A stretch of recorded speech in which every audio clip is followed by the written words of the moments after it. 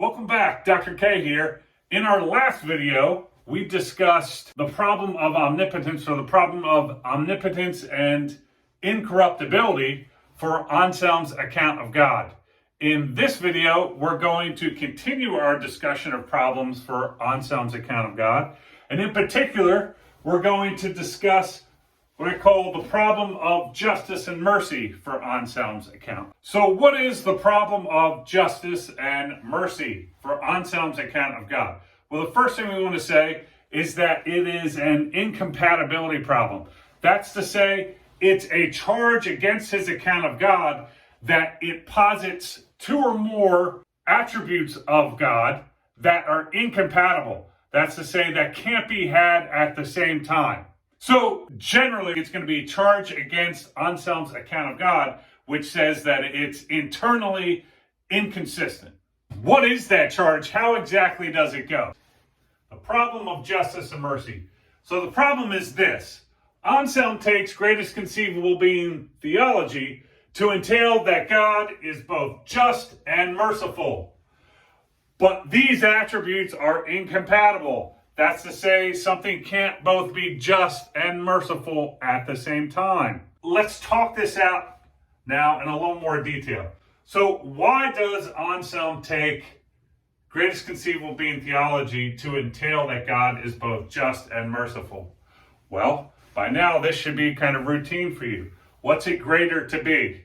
Just or unjust? It's greater to be just. So if God was not just, he wouldn't be that than which a greater being cannot be conceived. But he is that than which a greater being cannot be conceived, so he's just, right? So if we start with the idea that God is the greatest conceivable being, or he's that than which a greater being cannot be conceived, and we also take it to be that being just is greater than being unjust, then it follows God is just. What about mercy? Again, it's the routine deduction. What's it greater to be? Merciful or unmerciful? Anselm wants to hold it's greater to be merciful.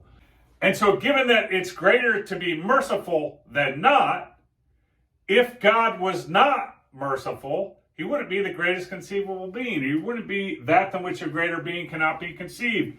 But that's the definition of God.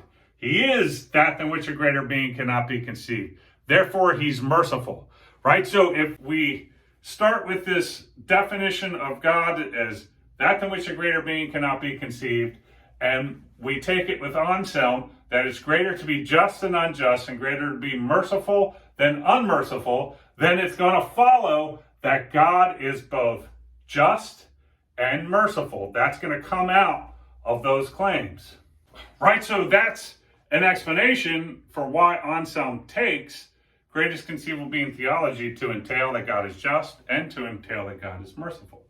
Now, why should we think that these attributes are incompatible? Well, there's an argument for it which spells out why they are thought to be incompatible. It runs as follows. Premise 1, if God is just, God gives one what they deserve.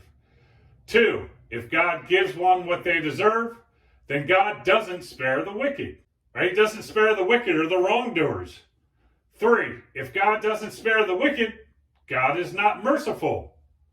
4, so if God is just, God is not merciful. That's to say, justice and mercy are incompatible. Something can't both be just and merciful at the same time. Okay, so we've got a basic idea of what the problem of justice and mercy is. We've spelled out the argument that justice and mercy actually are incompatible. So what gives, Anselm? On your account of God, God is both just and merciful. But these two attributes can't be had at the same time. Okay, well, here's Anselm's response. Actually, response is because he's got 3 of them. The first is that it's a mystery and possibly beyond our comprehension.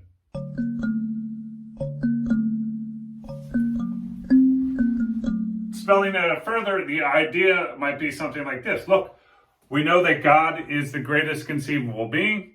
There is that than which a greater being cannot be conceived. We know that it's better to be just than unjust, and we know that it's better to be merciful than unmerciful. So God is both just and merciful, right?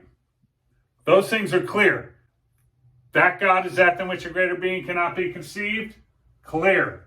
That's better to be just than unjust and better to be merciful than unmerciful, clear. So God is both just and merciful, and if we think there's some incompatibility there, then that's because we lack understanding in some way. It's not because there's some actual incoherence between those attributes. The second response runs as follows. I'm going to read a quotation from the Proslogium. Anselm writes this as if he's talking to God. Even if it's difficult to understand how your mercy coexists with your justice, one must believe that it is in no way opposed to justice, because it flows out of your goodness, and there is no goodness apart from justice. So the idea here is that God is good, and his mercifulness comes out of his goodness, and his justice comes out of his goodness. So given that he's good, and justice and mercy both come out of that, they both got to be compatible, right? Because they both come out of God's goodness.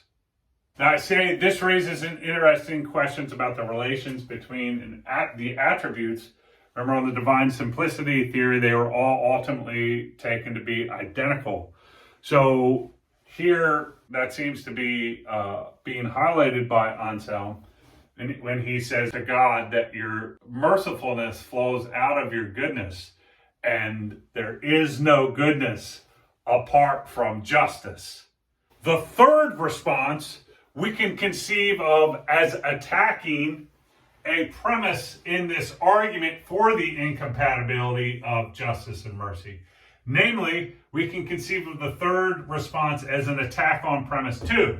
So premise 2 says, if God gives one what they deserve, then God doesn't spare the wicked. The idea here is that this isn't necessarily true. This isn't true.